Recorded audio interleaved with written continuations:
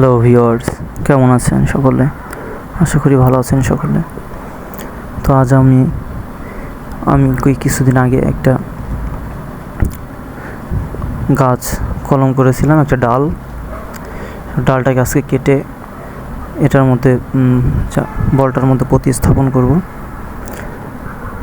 তো আজকে কিভাবে এটাকে প্রতিস্থাপন করতে হয় কলমগুলো তাই দেখাবো। তো পটটাকে মাটি দিয়ে ভরে নিয়ে আগে মাটি কিভাবে বানাইতে হয় এটা তো আগের ভিডিওতে দেখাইছি আপনাদের। যারা দেখেননি তারা আমার পিছনের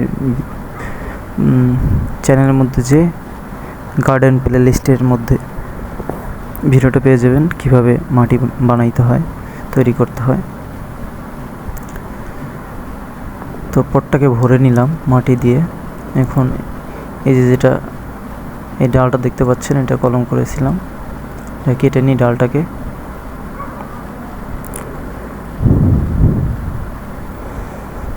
কেটে নিলাম। এই যে ডালটা দেখতে পাচ্ছেন।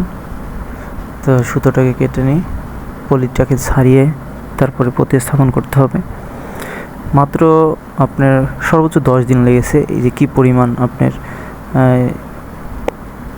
শিকড় গজাইছে দেখতে পাচ্ছেন। এত দ্রুত কোনো গাছই হয় না। আজ পর্যন্ত আমি যতটা কলম করেছি এইটাই আমার ফার্স্ট টাইম যে এত দ্রুত শুধু কোকোপিট দিয়ে কলম করেছি, তাইতে 10 দিনের মাথায় একেবারে প্রচুর শিকড় গজাইছে। এই গাছটা তো চিনেন অনেকেই যারা বনসাই করেন। বনসাইয়ের জন্য বেস্ট ম্যাটেরিয়াল বা বেস্ট ট্রি এটা। বাংলায় যেটাকে বলে পেমনা, ইংলিশে কি বলে আমি শিওর বলতে পারছি না। তবে ইন্দোনেশিয়ায় এই গাছটার উপরে প্রচুর ওরা বনসাই করে। এই গাছটার মাধ্যমে মানে সব শেপ দেওয়া যায়। আপনি যদি একটা ডালকে শুধু কেটে লাগাই দিবেন, দেখবেন এর হয়ে গেছে, কি বলে, ডাল থেকে শিকড় বের হয়ে যাবে। দেখলেন আমি তাহলে এখন প্রতিস্থাপন করার জন্য এখানে মাটিটা আগে সরাই নিলাম, এটাকে বসাই দিলাম এখানে। তো আমি এটাকে কি বলে ফরেস্ট টাইপের করার চেষ্টা করব, এই জন্য এই ডালটাকে এরকম লাগাচ্ছি। ফরেস্ট বানানোর ইচ্ছা এটা দিয়ে। 2 পাশে কলম করেছিলাম কিন্তু এক পাশে হয় নাই। জানেন তো যে যদি ডালটা উপরের দিকে থাকে মুখ, তাহলে আপনার শিকড় গজায় না, নিচের দিকেই শিকড় গজায়। যেহেতু ওই একটা সাইড উপর দিক ছিল, এই জন্য ওটাই গজায় না। আমি এক্সপিরিয়েন্সের জন্য করছিলাম 2 পাশে কলম, কিন্তু এক পাশে হয়েছে, এক পাশে হয় নাই। তো এখন 2 পাশটাকে আপনার মাটির নিচে দিয়ে দিলাম।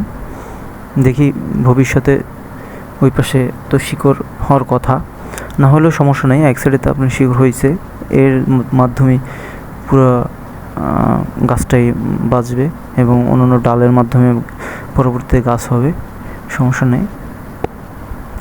তো দেখতে পারলেন কিভাবে আমি মাটি সরিয়ে 2 সাইডই আপনার মাটির মধ্যে দিয়ে দিলাম। এই যে এই ডালটার মধ্যে মাটির নিচে দিয়ে দিলাম যাতে শিকড় বের হয় এর পাশ থেকে, এবং পিছনের সাইডে কয়েকটা ডাল মানে গাছ যাতে হয় এই জন্য এটা মাটির নিচে দিয়ে দিলাম। যে এই গাছটার মধ্যে ডালটার মধ্যে কয়েকটা আরও ডাল বের হয়েছে, ব্রাঞ্চ বের হয়েছে, যেগুলো কিছুদিন পরে বড় হয়ে যাবে, দেখতে পাবেন। যারা আমার চ্যানেলটাকে সাবস্ক্রাইব করবেন তারা প্রতিনিয়ত আপডেট পাবেন। আপনাদের চোখের সামনে এই গাছটা দেখবেন আস্তে আস্তে বড় হবে। তো এখানে মাটি দিয়ে দিলাম। এই যে একটা পাকা যে ডাল দেখতে পাচ্ছেন, এই ডালটা আর একটা গাছ হবে, শেপ দিয়ে দিয়েছিলাম আগে থেকেই। তো একটু সময় লাগবে, সমস্যা নেই, আস্তে আস্তে হয়ে যাবে। তো মাটিটাকে ভালোভাবে করে দিলাম, পুরো ডালটাকেই আপনার মাটির নিচে দিয়ে দিলাম।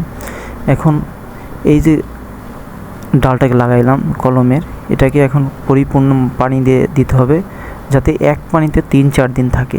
এর মধ্যে যাতে আপনার আর কোনো পানি দিতে না হয়, তাহলে দেখবেন 4-5 দিন পরেই এই গাছটা সম্পূর্ণ সেট হয়ে যাবে মাটির সাথে। মনে রাখতে হবে যাতে মাটি কখনো না শুকায়, 3-4 দিন অনায়াসে যাতে ভিজা থাকে। তো আজ এই পর্যন্তই, ভালো থাকবেন।